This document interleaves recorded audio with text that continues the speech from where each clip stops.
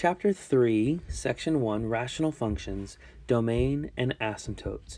In all of Chapter 3, we're going to be discussing rational functions. Let's look at our first example. Find the domain of this rational function, f of x is equal to x plus 1 over x squared minus 4. Now, whenever you have a rational function, remember when you hear the word or read the word rational, think fractional. We always have to make sure that the denominator is not 0. So in order to find out the domain, all you have to do is take your denominator and say, well, the denominator cannot be 0. The reason why is because you're never allowed to divide by 0.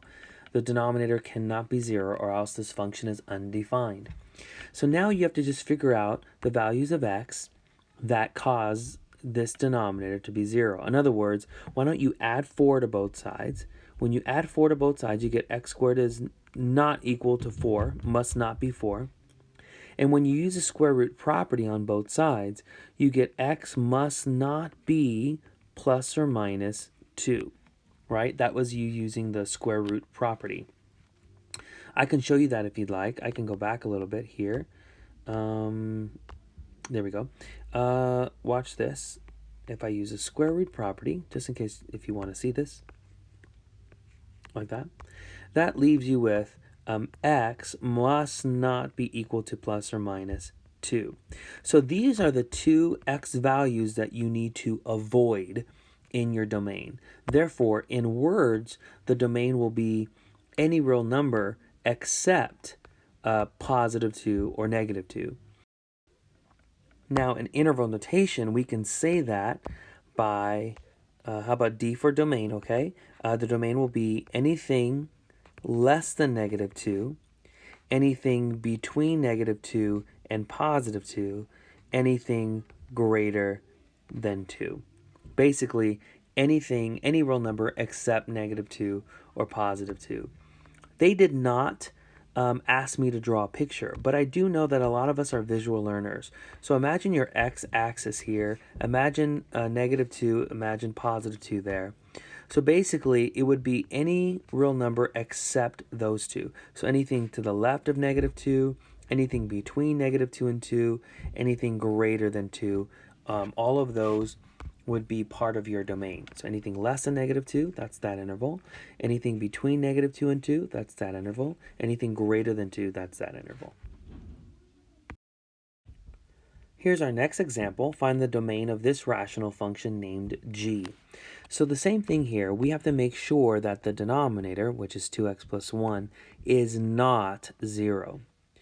That is to say, after we subtract 1 from both sides, that 2x must not be negative 1. That's the same thing as saying x must not be negative 1/2. So there's only one value of x that we need to avoid, namely negative 1/2. Any other value for x you can go ahead and plug in. The only x value you're not allowed to plug in is negative 1/2. So anything less than negative 1/2 is good. Anything greater than negative 1/2 is good. It's just negative 1/2 that you have to avoid. And remember, I have these parentheses on negative 1/2, which means that negative 1/2 is not included. If you were to put brackets, you would be saying negative 1/2 is included, and we do not want to include it. Now, again, don't feel obligated to draw a picture here, folks, but we're just saying anything less than negative 1/2 is okay for an x value in your domain. Anything greater than negative 1/2 is okay. It's just negative 1/2 itself that must not be plugged into the function, or else you get 0 for the denominator, which makes the whole function undefined. The next example is this rational function named h. Now we have to make sure that the denominator, being x minus 3, is not 0. That's the same thing as saying x must not be positive 3. In words, you can say the domain is any real number except 3. In interval notation, it would be anything less than 3 is good, or anything greater than 3 is good. It's just 3 that must be excluded, okay? Again, this means any real number except 3. Check this one out, you guys. It's another rational function. R of x is equal to x over x squared plus 3. Now, again, the denominator must not be 0. And that's equivalent to saying x squared must not be negative 3, right? If I take the square root of both sides, I will get x must not be plus or minus the square root of negative 3. That's from taking the square root of both sides. And that's equivalent to saying x must not be plus or minus I root 3. Now, neither of these two numbers, positive I root 3 or negative I root 3, are real numbers. So because neither of these values that we have to avoid are real, then the domain is just any real number, meaning you can go ahead and plug in any real number you want for x. Go ahead, and the denominator will never be 0. So the domain is all real numbers. In interval notation, you can say all real numbers like this. All right? Cool dough. Now, let's go back to the first example, the first rational function you and I looked at, and now let's talk about vertical asymptotes. A vertical asymptote is a vertical line that your graph will get infinitely close to, but will never cross. Now, ladies and gentlemen, we have already determined from the first example, when we did this, when we found the domain, that this is what we did. You already have this in your notes. We found that x cannot be equal to either positive 2 or negative 2. X cannot be positive 2. X cannot be negative 2. That means, right, that x equal to 2 and x equal to negative 2 are your vertical asymptotes. And so what this means here, let me give you a picture of what's going on. When you go to graph this function, here's your y-axis and your negative axis. At positive 2 and negative 2, you're going to have these vertical lines that your graph will get infinitely close to, but your graph will never cross them. These are vertical asymptotes. Whenever we graph a vertical asymptote, we always use a dashed line because it's actually not part of your graph. It just helps you to get the graph of your rational function. Okay? So when you and I earlier found the domain, it actually also helped us find our vertical asymptotes at the same time. Let's go back to example 2 again. This is the function from example 2. We already determined the domain. That's going to help us determine what the vertical asymptotes are. So this is what we already did earlier. We said 2x plus 1 must not be 0, right? That is equivalent to saying 2x must not be negative 1. Now, you already have this written down in your notes, right, from earlier. This is the same thing as saying x must not be equal to negative 1/2. So therefore, our vertical asymptote is x equal to negative 1/2. That's the equation that defines the vertical asymptote. As a picture for, especially for the especially for the visual learners out there, here's your x-axis, right? And here's your y-axis, okay? If this is negative 1, right, maybe positive 1, at x equal to negative 1/2, that is a vertical asymptote. That is to say, the graph will get infinitely close to this vertical line, but will never, ever, ever touch it or cross it, all right? Going back to example 3, we can find the vertical asymptotes now that we determined the domain. Now, this is what we have in our notes, that x minus 3, the denominator, must not be equal to 0. That is to say, x must not be positive 3. Therefore, the equation that defines your vertical asymptote is x equal to 3. Again, what this means is that on the x-axis, 1, 2, 3, when we go to graph our functions later on, you're going to have a vertical asymptote right here at 3. Okay? And now, going back to example 4, we found earlier that the domain for this function is all real numbers. So you can go ahead and plug in whatever x value you want, whatever real number you want for x. This means that there are no vertical asymptotes. All right? Cool deal. Let's continue studying here. All right, this next example is really important. F of x is equal to 2x plus 6 over x squared minus 9. I really want to talk about this rational function because in all of the previous examples, it seems as if once you find your domain, you find your vertical asymptotes. It's kind of the same thing, right? To find the domain is very similar to just finding your vertical asymptotes. It's kind of like 2 for 1. But things change for this rational function. So this rational function, notice that it can be factored. The numerator can be factored as 2 times x plus 3, and the denominator can be factored as x plus 3 times x minus 3. Okay, first let's talk about the domain. If I take my denominator, well, let me write out the domain first, the word domain. If I take my denominator and set it not equal to 0, right? The denominator cannot be 0. Then I get x squared must not be 9. That is to say, x must not be plus or minus 3. Correct, everybody? So your domain is any real number except 3 or negative 3. So the domain restricts your function from having x equal to negative 3. X cannot be negative 3 or positive 3. Now, in interval notation, this would be written as anything less than negative 3, union anything between negative 3 and 3, union anything greater than 3. That's your domain. Now, watch this. Look at your function, the factored form of your function up here, and notice that the numerator and denominator have a common factor, right? Has a common factor. So as long as x is not equal to negative 3, we can rewrite this function, watch this, in a simpler way, just 2 over x minus 3. This is a simplified form of our function.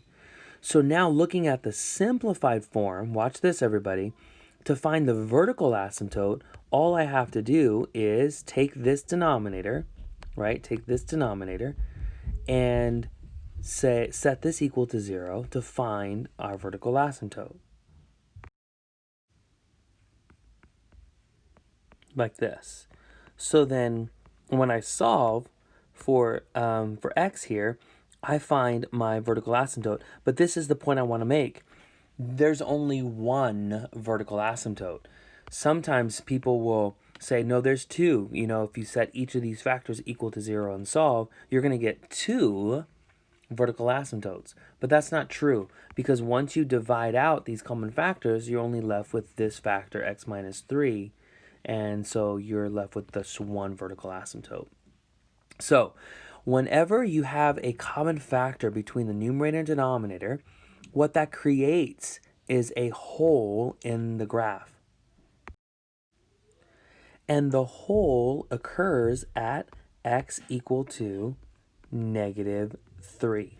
X equal to negative 3 because of this factor x plus 3, right? Let me help you understand why it's at x equal to negative 3. Allow me to do this. Here is the common factor that got divided out, isn't it? Set that equal to 0 and solve. You would subtract 3 from both sides, wouldn't you? You would get x equal to negative 3. This is the location of the hole in your function.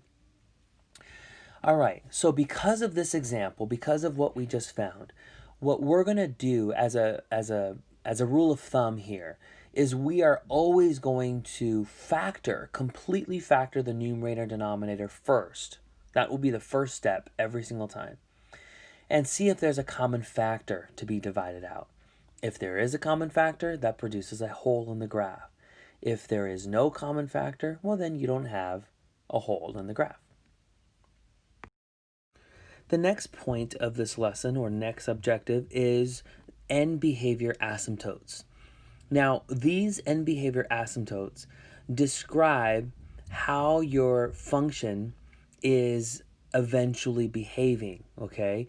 And I'm going to give you a few cases here for end behavior asymptotes. You may remember that phrase, end behavior, when you were graphing a polynomial function, right? So here we're talking about end behavior of our graphs for rational functions. Now here's case number 1, everybody, and we'll have 3 different cases. If the degree of the numerator is less than the degree of the denominator, then the rational function will have an end behavior asymptote, or an end behavior, approaching the horizontal asymptote y equal to 0, or the x-axis. The main thing I want you to take away from this is that if the degree of the numerator is less than the degree of the denominator, right, then your end behavior asymptote is horizontal and it's y equal to 0. Okay, those 3 things. If the numerator is less than the degree of the denominator, your end behavior asymptote is horizontal and it's the y-axis. It's y equal to 0. Here's another case. If the degree of the numerator and the denominator are the same, the rational function will have end behavior approaching the horizontal asymptote. So you have a horizontal asymptote again, but this time it's not y equal to 0, it's y equal to a over b. A over b, where a and b are the leading coefficients of the numerator and denominator respectively. So a is the leading coefficient of the numerator, b is the leading coefficient of the denominator. So if your degrees are the same, right? Are the same, you have a horizontal asymptote again, right? If they're the same, you have a horizontal asymptote and it's y equal to a over b. Let's go to the last case. Finally, if the degree of the numerator is 1 greater than, that's the word then, sorry about that. Let me change that for us really quickly. All right, cool. If the degree of the numerator is 1 greater than the degree of the denominator, the rational function will have end behavior approaching a slant asymptote. So this is the case in which you're going to have a slant asymptote. And I will show you how to find the equation that defines that slant asymptote in an example. So notice that for case 1 and for case 2, you have horizontal asymptotes. In case 3, it's a slant asymptote. And it's all dependent upon comparing the degree of the numerator to the degree of the denominator. All right, let's go back to example 1 again, all right? So f of x is equal to x plus 1 over x squared minus 4. This time we want to determine the end behavior asymptote. Now, what's the degree of the numerator? Look at the power, it's 1. What's the degree of the denominator? Look at the power, it's 2. So the degree of the numerator is less than the degree of the denominator. This is case number 1, right? That we mentioned earlier. In case number 1, you have the degree of the numerator, right? Let me abbreviate, is less than the degree of the denominator. Now, if you read your information from case 1, whenever this happens, you have a horizontal asymptote, right? You have a horizontal asymptote. I'm going to abbreviate here, horizontal asymptote. And that equation is y equal to 0, which is basically the x-axis. Okay? So the x-axis behaves as an end behavior asymptote.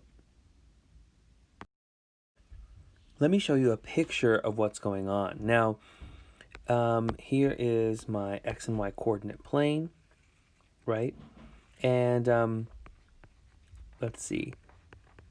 We already found earlier that you're going to have 2 vertical asymptotes. One at 2 and the other one at -2. We already knew that, right? What we just figured out right now is that there's a horizontal asymptote right on the x-axis. That's what we just determined. And what's extremely important to know is that the graph of any kind of function will get infinitely close to these asymptotes, okay? So the graphs will be approaching these lines. Now let's go back to example 2 and determine the end behavior asymptote for this function. Again, notice the degree of the numerator and the degree of the denominator. The degree of the numerator is 1. The degree of the denominator is also 1. This puts us in case number 2, where the degree of the numerator and denominator are the same. All right, so this is case 2. The degree of the numerator and denominator are the same. And then this means that your end behavior asymptote will be horizontal. So you're going to have a horizontal asymptote again, right, for this function. But this time, the horizontal asymptote will be defined by the equation y equals a over b, where a is the leading coefficient of the numerator and b is the leading coefficient of the denominator. The leading coefficient of the numerator is 3. The leading coefficient of the denominator is 2. So then it's 3 over 2. Y equals to 3 halves is the equation that defines the horizontal asymptote. Let's show a picture of what we have so far. Now, we already found the vertical asymptote earlier for this function, but now we have the horizontal asymptote, which is 3 halves, which is exactly 1.5. And this is a horizontal asymptote. So now we have two asymptotes, the vertical one and the horizontal one. The graph will get infinitely close to both of these lines. Let's go back to example 3 now. Check out the degree of the numerator. It's 2. The degree of the denominator is 1. Therefore, the degree of the numerator is 1 greater than, right? 1 more than the degree of the denominator. This puts us in case 3, where we have a slant asymptote. All right, in order to find the slant asymptote, though, now this is brand new information, right? Right, what I'm about to give you. You're going to have to divide, okay? You're going to have to divide the numerator by the denominator. We can go ahead and use synthetic division here if we'd like, okay? This is synthetic division. We used this method back in chapter 2 when we were talking about polynomial functions. 1, 0, 1, negative 1 are my coefficients of my dividend. 1, right, leading coefficient. 0 for the first degree term that's missing, and then negative 1 for my constant term. And remember, this is the factor that you're dividing by, your divisor, x minus 3. So therefore, we put positive 3 here. All right, let's go for it. Drop the 1. 3 times 1 is 3. 0 plus 3 is 3. 3 times 3 is 9. Negative 1 plus 9 is 8. So what we just determined is that this function, h of x, can be rewritten in a simpler way.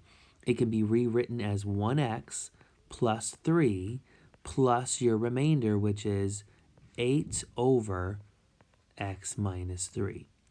This is another way to write your original function. Now, the equation that defines your slant asymptote is as follows. It is y equal to your quotient only. So basically, this part right here. Y equal to x plus 3 is the equation that defines your slant asymptote. Notice that it's an equation in slope-intercept form. 1x plus 3 is mx plus b, right? Slope-intercept form. So to show this asymptote, all you got to do is graph the line whose slope is 1 and whose y-intercept is 3. All right, this vertical asymptote is from earlier work that you and I did. That's the vertical asymptote. To graph the slant asymptote, again, start with your y-intercept of 3, move up 3 units, your slope is just positive 1, So your y-intercept is 3, go up 1 to the right by 1, up 1 to the right by 1, up 1 to the right by 1, and so forth, and it'll give you the points that are on your slant asymptote, okay? So something like this. Your slant asymptote will be like this, I can make this picture look a little better for you if you just give me a second. All right, I think I got it. All right, so let me extend this picture a little bit here. I just needed some space. All right, so notice that this is the vertical asymptote, and then this is the slant asymptote. All right, everybody? So the graph will get infinitely close to these lines. All right, everybody, here's a brand new example for us. P of x is equal to 3x squared minus 3 over x squared plus 2x minus 8. Find the vertical and end behavior asymptotes. Also, let's keep our eyes open for any functions that might have a hole in the graph. All right, the first thing I recommend that we do is fully factor the numerator and the denominator. All right, so when I factor the numerator, I can factor out a common factor of 3, leaving me with x squared minus 1. The denominator factors as x plus 4 times x minus 2. I can continue factoring the numerator as 3 times x plus 1 times x minus 1, right? Over x plus 4 times x minus 2. All right, this is good work, everybody. Now, is there a common factor between the numerator and the denominator? No, there is no common factor between the numerator and the denominator. Therefore, the graph of this function will not have any holes. All right, let's find the vertical asymptotes, everybody. Now, instead of writing out vertical asymptotes, I'm just going to put VA, all right? Now, the way you find your vertical asymptotes is by taking your denominator and setting it equal to 0 and solving. Now, notice I'm taking the factored form of my denominator. This is not the original form. This is the factored form, which I think is easier to do. So take your factored form, set it equal to 0, and solve. Now set each of these factors equal to 0 and solve, right? These are your two vertical asymptotes, x equal to 2 and x equal to negative 4, all right? Now, let's find the end behavior asymptote. Now, we have to look at the degree of the numerator and the degree of the denominator. Can I take you back up to our original function here? Here it is. The degree of the numerator is 2. The degree of the denominator is also 2. So therefore, the degree of the numerator and the degree of the denominator are the same, right? So this puts you in case number 2. In case number 2, you learn that your end behavior asymptote is horizontal. And we learned it is y is equal to a over b. Remember, a is the leading coefficient of your numerator, and b is the leading coefficient of your denominator. In our example, the leading coefficient of the numerator is 3, and the leading coefficient of the denominator is 1. Therefore, our end behavior asymptote is horizontal, and it is y equal to 3. All right, a brand new function for us, k of x is equal to x cubed minus 8 over x squared plus x minus 2. All right, first things first, let us completely factor this function. The numerator is a difference of 2 cubes, so it factors as x minus 2 times x squared plus 2x plus 4. Okay, you may need to review how to factor a sum or a difference of 2 cubes to help you factor that numerator. The denominator factors as x plus 2 times x minus 1. I see that there are no common factors between the numerator and denominator, so this function will not have any holes. All right, let's find the vertical asymptotes. Now, I'm going to find my vertical asymptotes by taking my factored, the factored form of the denominator and setting it equal to 0 and solve. You know that this means taking each factor now and setting it equal to 0 and solving. And if I can fit this, this means x equal to negative 2 and x equal to positive 1. These are your two vertical asymptotes. Two vertical asymptotes. Now, let's talk about end behavior asymptotes. Now, or end behavior asymptote. there's always only one end behavior asymptote. The degree of your numerator is 3. The degree of the denominator is 2. Therefore, this puts you in case number 3, where you have a slant asymptote. All right, now remember that the way we're going to find the slant asymptote here is by using division. Now, we can't use synthetic division because the divisor, let me scroll back up here, the divisor is not of the form x minus c. It's not a linear binomial. So we're going to have to use long division here to find the end behavior asymptote. All right, you ready? To find the slant asymptote. Now here's my numerator, which is a dividend. Notice I put in 0x squared and 0x for the missing terms. This is my denominator, which is my divisor. Now here we go. X squared times x will give me x cubed. And now I take my whole divisor and multiply it by x, right? So x squared times x is x cubed. X times x is x squared. And negative 2 times x is negative 2x. I hope you remember how to do this very well from the previous lesson. We will subtract, right? We will distribute and add the opposite, so it becomes negative x cubed, negative x squared, and positive 2x. So negative x squared, positive 2x, and let's bring down the negative 8.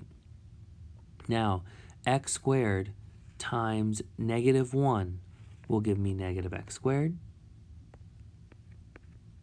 And then all of your divisor multiplied by negative 1 gives us negative x squared, negative x, positive 2. And we are subtracting and then adding the opposite, right? When you distribute the negative and then change the sign, you're adding the opposite. All right, so we end up with, what is this, 3x minus 10. Now remember that the slant asymptote will have an equation that is equal to the quotient, just the quotient, just the quotient. This is the remainder, but this is the quotient. So therefore, the slant asymptote will be y equal to x minus 1.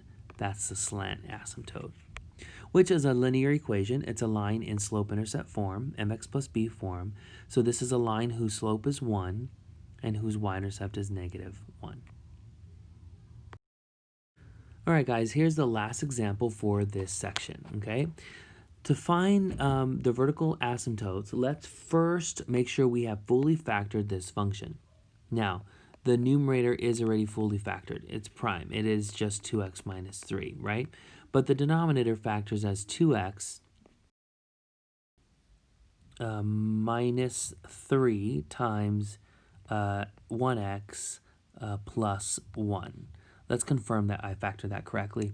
2x times 1x is 2x squared. Negative 3 times 1 is negative 3.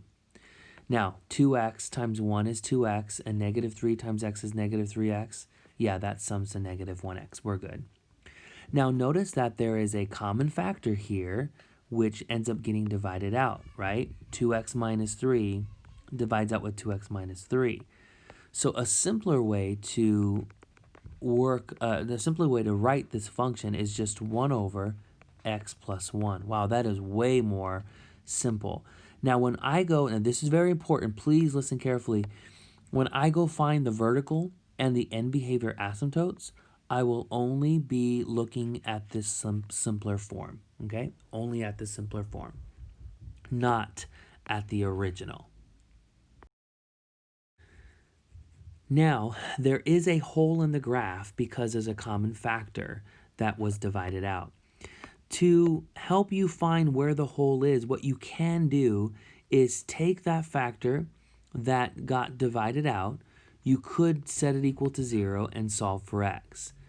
So when you solve for x, you add 3 to both sides, and then you divide by 2. So this is where the hole is located.